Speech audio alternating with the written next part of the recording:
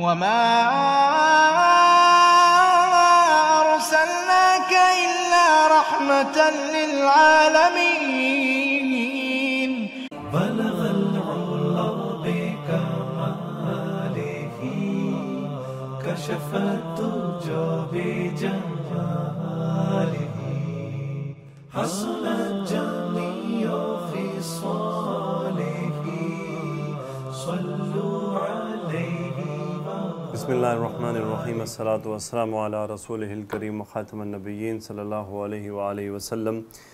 رسول اللہ صلی اللہ علیہ وسلم کی سیرت طیبہ سے بہت پیارے واقعات کا سلسلہ. واقعہ نمبر 8 بہت ہی پیارا واقعہ ہے.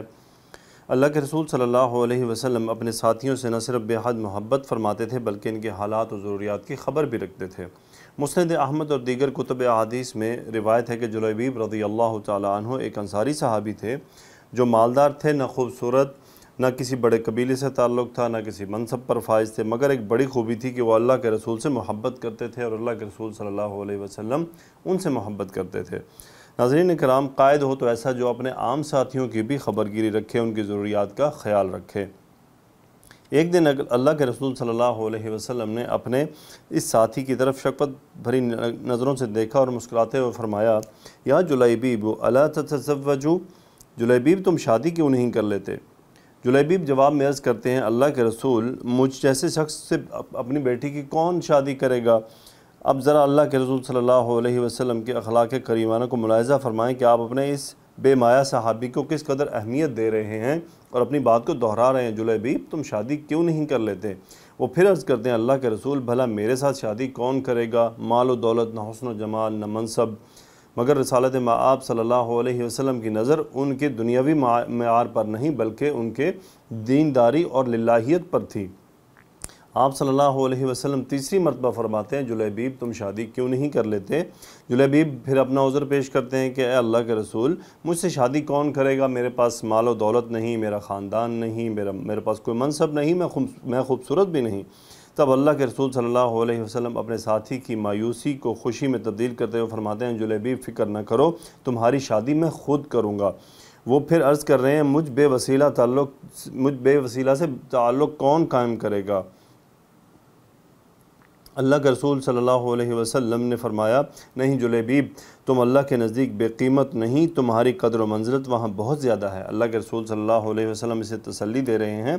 چند دن گزرتے ہیں، آپ صلی اللہ علیہ وسلم نے فرمایا، جلیبیب فلاں انصاری صحابی کے گھر جاؤ، اسے کہو اللہ کے رسول تمہیں سلام کہہ رہے ہیں اور فرماتے ہیں اپنی بیٹی کی شادی مجھ جلیبیب سے کر دو. جلیبیب خوشی خوشی اس انصاری کے گھر پہنچ جاتے ہیں، دروازے پر دستک دیتے ہیں. گھر والے اندر سے پوچھتے ہیں، کون؟ جواب دیا، جلیبیب. گھر والے کہتے، کون جلیبیب؟ تو ہم کسی ایسے شخص کو نہیں جانتے. گھر کے مالک انصاری صحابی باہر نکلے، پوچھا کیا چاہتے ہو، کہاں سے اور کس مقصد سے آئے؟ جلیبیب جواباً عرض کرتے ہیں، اللہ کے رسول صلی اللہ علیہ وسلم نے آپ سب لوگوں کو سلام بھیجا ہے. انصاری صحابی فرط مسرت سے کہتے ہیں، اللہ کے رسول نے مجھے سلام بھیجا ہے، یہ تو میرے لیے بڑی خوشی اور اعزاز کی بات ہے. عالم سرشاری و سرور میں انہوں نے گھر والوں کو بتایا. پورے گھر میں خوشی کی لہر دوڑ گئی. پھر جلیبیب نے کہا، اللہ کے رسول صلی اللہ علیہ وسلم نے تمہیں سلام کے ساتھ یہ بھی فرمایا ہے کہ اپنی بیٹی کی شادی مجھ جلیبیب سے کر دو. صاحب خانہ نے یہ بات سنی تو سناٹے میں آ گئے، یہ شخص میرا داماد بنے گا. انہوں نے سوچا نہ مال و دولت، نہ خوبصورتی، نہ بڑا خاندان. کہنے لگے، ذرا ٹھہرو میں اپنے گھر والوں سے مشورہ کر لوں. وہ انصاری صحابی گھر کے اندر گئے، اہلیہ کو بلایا، رسول اللہ صلی اللہ علیہ وسلم کے پیغام کو سنایا. آپ علیہ السلام فرماتے ہیں، اپنی بیٹی کی شادی جلیبیب سے کر دو. ماں گویا ہوئی، جلیبیب کے ساتھ شادی کیسے کر دوں؟ اپنی بیٹی ایک ایسے شخص کے سپرد کر دوں جو خوبصورت بھی نہیں، مالدار بھی نہیں، بڑا خاندان بھی نہیں. ہم نے تو فلاں خاندانوں کے رشتوں کو ٹھکرا دیا، مسرد کر دیا. میاں بیوی آپس میں گفتگو کر رہے تھے. ادھر عفت مآب اور سعادت مند بیٹی پردے کے پیچھے کھڑی یہ ساری گفتگو سن رہی. لڑکی نے معاملے کی نزاکت کو بروقت بھانپتے ہوئے جھکی ہوئی نگاہوں سے والدین سے مخاطب ہو کر بولا، اتریدون ان تردوا علی رسول اللہ امرہ، کیا آپ لوگ اللہ کے رسول صلی اللہ علیہ وسلم کا حکم ٹالنے کے بارے میں سوچ رہے ہیں؟ ناظرین کرام، اس بچی کی سوچ، فکر اور محبت رسول کے جذبے کو بار بار داد دیجئے. کہنے لگی، ادفعونی الی رسول اللہ، مجھے رسول اللہ صلی اللہ علیہ وسلم کے سپرد کر دیں، جہاں چاہیں وہ اپنی مرضی سے میری شادی کریں.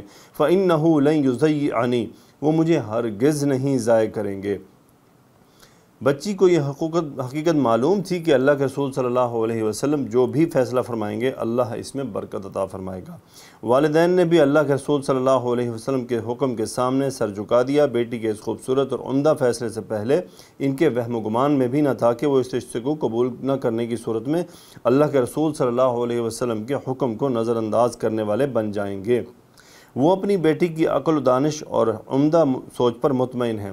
جلیبیب اللہ کے رسول صلی اللہ علیہ وسلم کا پیغام پہنچا کر واپس چلے گئے۔ تھوڑی دیر ہی بعد اس ذہین، فطین اور سمجھدار بچی کا والد اللہ کے رسول صلی اللہ علیہ وسلم کی خدمت میں حاضر ہوا اور عرض کی، اللہ کے رسول آپ کا پیغام ملا، آپ کا حکم، آپ کا مشورہ سر آنکھوں پر، میں راضی ہوں۔